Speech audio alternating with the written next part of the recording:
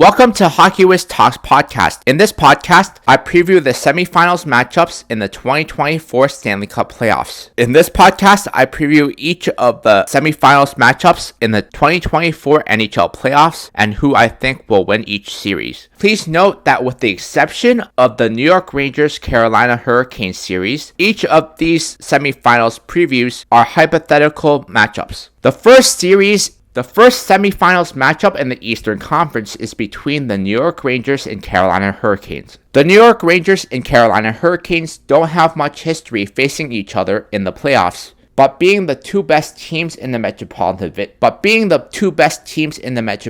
Division should make this an entertaining series. The New York Rangers have faced the Carolina Hurricanes in the playoffs twice, with the Rangers defeating the Hurricanes in 7 games in the second round of the 2022 playoffs, and the Hurricanes sweeping the Rangers in the best-of-5 Stanley Cup qualifiers in 2020. In the 2023-24 season, the New York Rangers had a 2-1 record against the Hurricanes, but were outscored 7-4 in the season series thanks to a 6-1 thrashing at Carolina on January 2nd. Key players in this matchup for the New York Rangers forwards are Artemi Panarin, Mika Zibanejad, Chris Kreider, Vincent Trocheck, Alexis Lafreniere, and Kaapo Kakko. Defensemen Adam Fox, Braden Schneider, Keandre Miller, and Jacob Trouba. The X factor for the New York Rangers is Alexander Wennberg.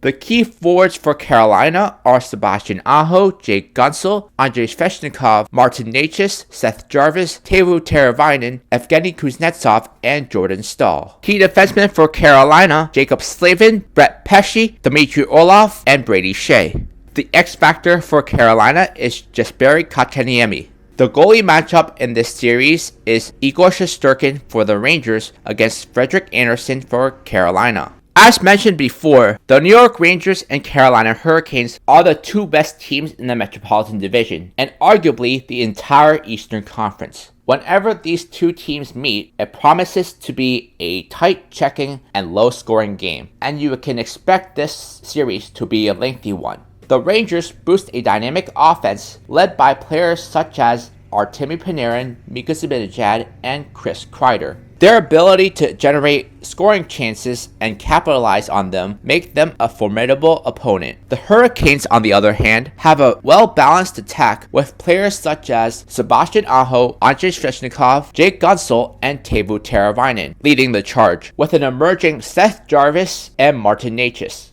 They play a fast-paced, high-pressure style that can overwhelm opposing defenses. The Rangers ranked 7th in goals for in the NHL with 277 during the regular season, while Carolina is right behind them, ranked 8th with 277. The Rangers ranked 7th in goals for in the NHL with 278, while Carolina is right behind them with 277. Carolina consistently ranks among the top 5 in shots per game, and in the playoffs, they averaged 33.8 shots per game against a very solid Islanders defense. The Rangers, on the other hand, don't generate as many shots in the postseason, only having generated an average of 26 per game. Both teams have proven that they can score in the postseason very well. Carolina has an average of 3.80 goals for per game, while the New York Rangers have a 3.75 goals for per game. Both teams have a solid defensive unit, but the Hurricanes' defensive unit, which includes players such as Jacob Slavin and Brett Pesce, two of the most reliable defensive defensemen, along with Brady Shea and Dmitry Orlov, have the ability to both join the rush and shut down opponents' top offensive players. The Rangers' defense, anchored by Adam Fox and Jacob Trouba, is much improved from last season and can effectively shut down opponents when playing at their best. In net, the Rangers have Igor Shesterkin, one of the best goalies in the NHL. His athleticism and quick reflexes make him a tough goalie to beat. He's capable of stealing games with his exceptional play. The Hurricanes have a reliable goalie in Frederik Andersen, and if he should falter, they also have a solid goalie in Peter Kochetkov as their backup. The Rangers and Hurricanes both have excellent goaltending during both the regular and postseason. Carolina allowed just 211 goals against, 4th best in the NHL, while the Rangers allowed 226 goals against, 7th best in the NHL. As good as their statistics may be in the regular season, the goaltending has been even better in the playoffs, as the Rangers only yielded a total of 7 goals, while the Hurricanes only yielded 12. Special teams could play a significant role in swinging momentums during the course of this series. The Hurricanes and Rangers had the second and third best power play units in the NHL during the regular season. Carolina at 26.9% and the Rangers at 26.4%. The Hurricanes had the number 1 ranked PK during the regular season at 86.4%, while the Rangers had the third best penalty kill unit at 84.5%. In the playoffs, both teams have been effective on the power play, the Rangers at 37.5%, 4th in the NHL, and Carolina at 33.3%, tied with Dallas and Vegas for 5th. The Rangers' penalty kill unit in the postseason has been excellent, operating at 88.2%, but Carolina's penalty kill unit hasn't been as good, only having killed 82.7% of their penalties. Overall, a Rangers and Hurricanes playoff series will be a tightly contested battle with plenty of speed, skill, and intensity on display. It will ultimately come down to which team can execute their game plan more effectively and capitalize on their chances. My prediction is that the Carolina Hurricanes win the series in 7 games. And now a word from our sponsor. Check out my scouting blog at hockeywiz777scouting.com. Listen to my scouting blog podcast on podcasters.spotify.com/pod/show/hockeywiz777scouting. The other matchup in the semifinals is between the Florida Panthers and the winner of the Boston Bruins and Toronto Maple Leafs series. The Florida Panthers are awaiting the winner of the Boston Bruins and Toronto Maple Leafs series, which is going to a winner-takes-all Game 7 in Boston. But first, let's see how the Florida Panthers would stack up against both of these teams. The Florida Panthers have faced the Toronto Maple Leafs twice in the Stanley Cup playoffs. The first time Florida met Toronto, the Leafs ended up winning, but in their last and most recent matchup in 2023, Florida defeated Toronto in 5 games. The Boston Bruins have faced the Florida Panthers 3 times in the Stanley Cup playoffs. In their most recent matchup, the Florida Panthers rallied from 3-1 down to defeat Boston in 7 games. The Boston Bruins have actually won all 4 games they have played against the Florida Panthers, while the Toronto Maple Leafs have split the season series against the Florida Panthers. Key players for Florida: forwards Alexander Barkov, Matthew Tkachuk, Sam Reinhart, Vladimir Tarasenko, Carter Verhaeghe, Sam Bennett, Anton Lundell, and Evan Rodriguez. Defensemen Aaron Ekblad, Brandon Montour, and Gustav Forsling. The X factor is Eetu Luostarinen. If Florida plays Boston, the key forwards to watch out for are forwards David Pastrnak, Brad Marchand, Pavel Zacha, Charlie Coyle, and Jake DeBrusk.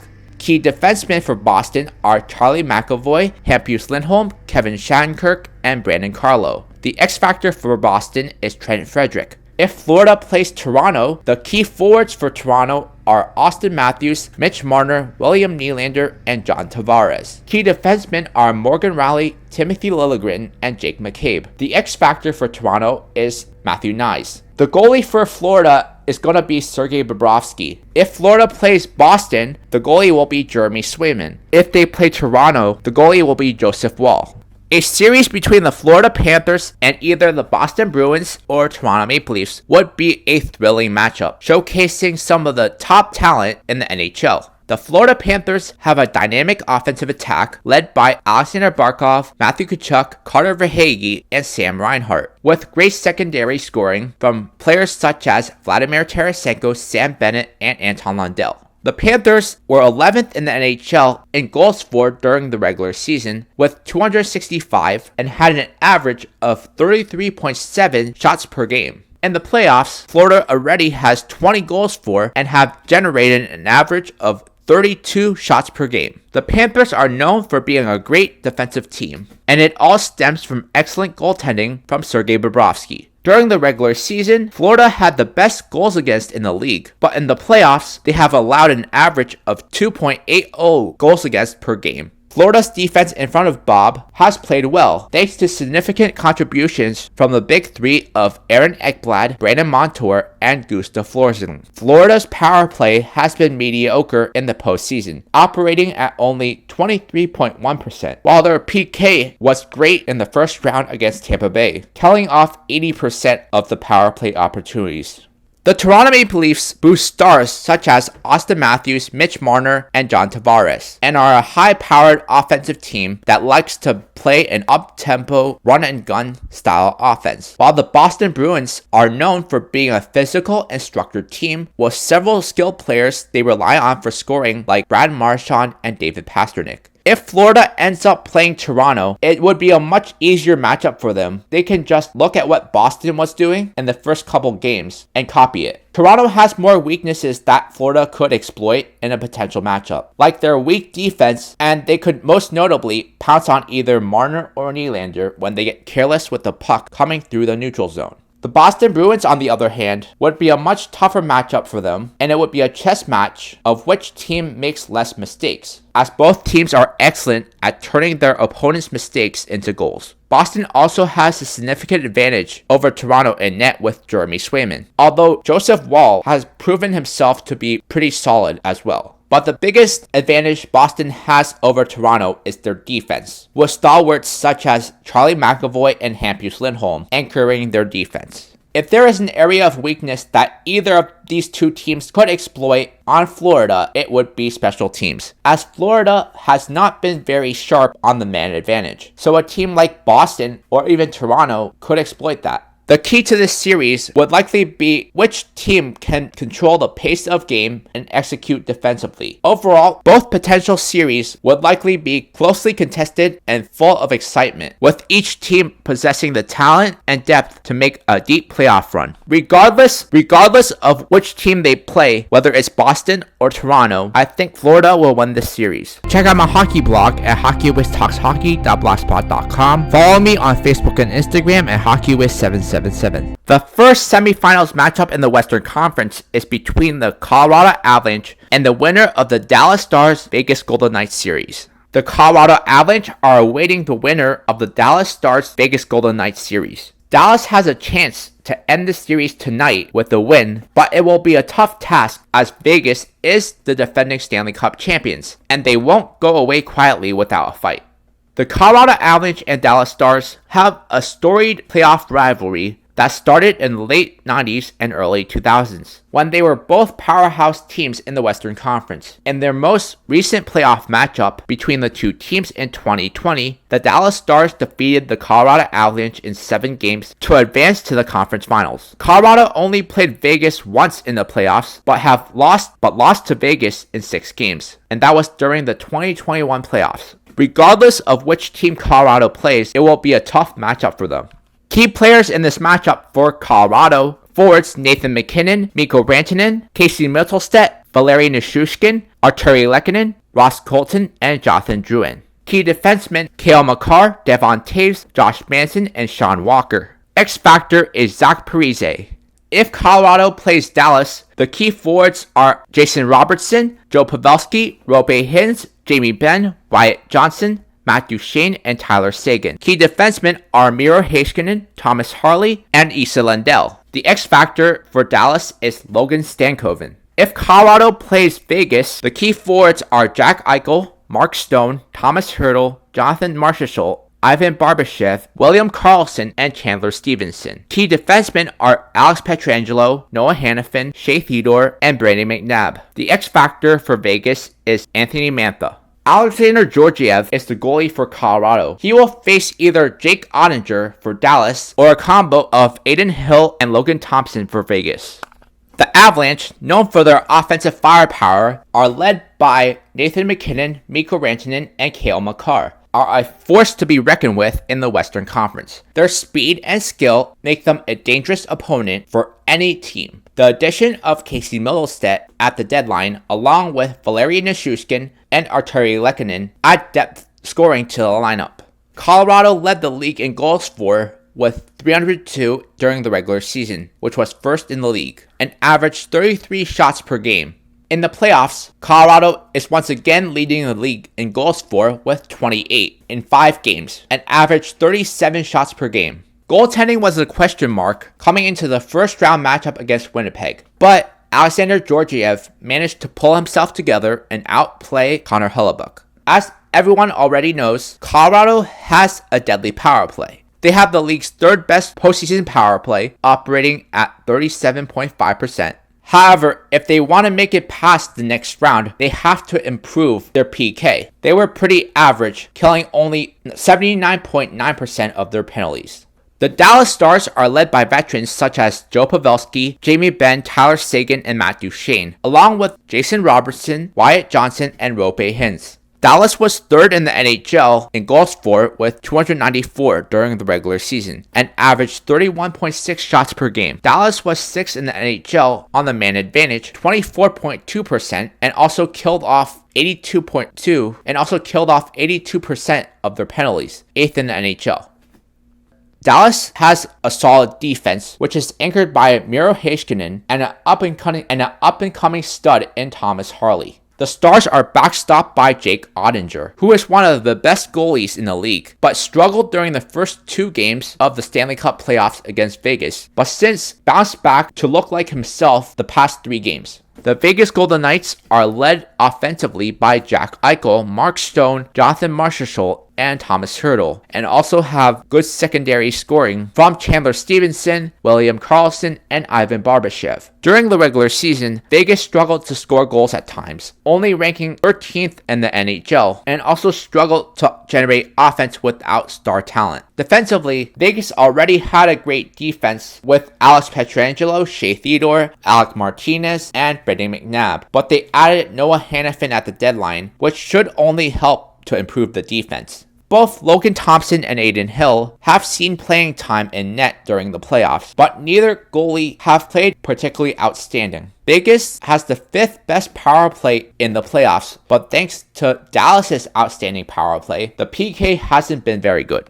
In either scenario, a matchup involving the Colorado Avalanche promises to be a high-intensity series with plenty of skill on display. The outcome would likely be determined by which teams can impose its style of play and execute its game plan most effectively. If Dallas ends up playing Colorado, I have Dallas winning this series in 7 games. But if Vegas ends up playing Colorado, I have Colorado winning in 6 games. Listen to Hockey Wiz Talks podcast on Podbean and Spotify. The second matchup in the Western Conference Semifinals is between the Vancouver Canucks and Edmonton Oilers. Although the series between the Vancouver Canucks and Nashville Predators is still not over, I think Vancouver is going to be the team that advances in that series because they are the better team, despite not having Thatcher Demko. The Vancouver Canucks and Edmonton Oilers have had several memorable playoff matchups throughout their histories. They have matched up in the playoffs 4 times, with the Canucks beating the Oilers all 4 times. The most recent playoff matchup was during the qualifying round of the 2020 Western Conference playoffs in the bubble, where Vancouver defeated Edmonton in 4 games. The Vancouver Canucks swept the season series against the Edmonton Oilers and outscored them 21-7. Although it should be mentioned, the first 3 matchups occurred before Edmonton's coaching change, and the last matchup was without Connor McDavid in the lineup. Key players for Vancouver: forwards Elias Pettersson, JT Miller, Elias Lindholm, Brock Besser, Niels Höglander, Connor Garland, and Dakota Joshua. Key defensemen: Quinn Hughes, Philip Hronek, Tyler Myers, and Nikita Zadorov.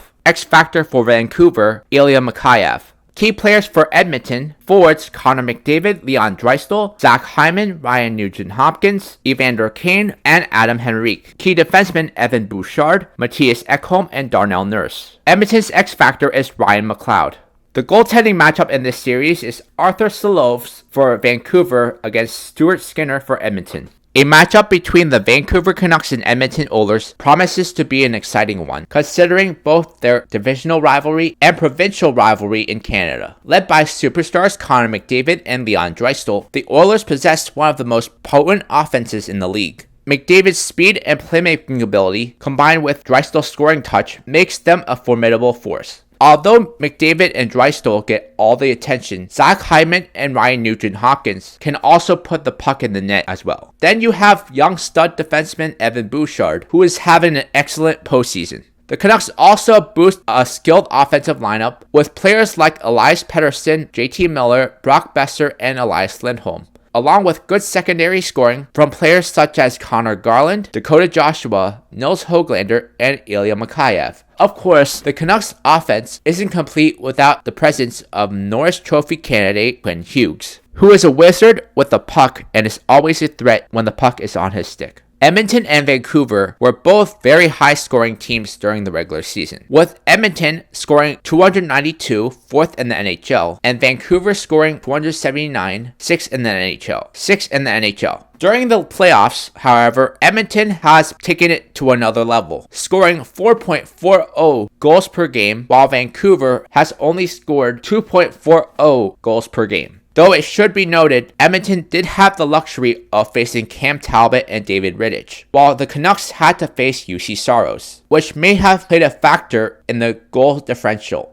The Edmonton Oilers defense is much improved from previous years, thanks to the reliable two-way play of Matthias Ekholm and the offensive prowess of Evan Bouchard. Darnell Nurse and Cody Ceci did a solid job in the first round of shutting down LA's offensive attack. Perhaps the biggest improvement for the Edmonton Oilers is in net, with Stuart Skinner emerging as a reliable starting goalie in the playoffs. Goaltending has long been a question mark for the Edmonton Oilers, but if Stuart Skinner continues to play like this, it will be difficult to beat this team. The Vancouver Canucks have proven to be a good defensive team during the regular season, as they allowed just 221 goals against, 6th best in the NHL, while allowing just 28.6 shots against per game. In the playoffs, Vancouver had a tough matchup against Nashville in a tight checking matchup. Although they have allowed 12 goals, that was without starting goalie Thatcher Demko and also backup goalie Casey DeSmith. So they are really playing their third string goalie. Thatcher Demko might possibly be out the remainder of the playoffs, and while they might be able to sneak by Nashville playing Arthur Selvos, that isn't gonna work against the Edmonton Oilers. The Vancouver Canucks absolutely have to stay out of the box against the Edmonton Oilers because they have the number one power play in the playoffs at 45% in the postseason. The Oilers also have the number one ranked PK in the playoffs as well and have killed off 100% of their penalties. Vancouver, on the other hand, has had terrible special teams during the postseason, as they have only scored on 15.4% of their power play chances, but they have killed off 89.5% of their penalties. Overall, a playoff series between the Vancouver Canucks and Edmonton Oilers could be a high-scoring and tightly contested matchup depending on the game, with both teams boosting offensive firepower. It ultimately comes down to special teams and which team will get timely saves from their goaltenders. My prediction is that the Edmonton Oilers win the series in 6 games. Check out my travel channel at youtube.com/HockeyWizTravels. The semifinals matchups should provide some very entertaining matchups, and some may even introduce new rivalries. So it's gonna be interesting to see how it all plays out. In my next podcast, I'll be talking about some of my observations about the semifinals matchups.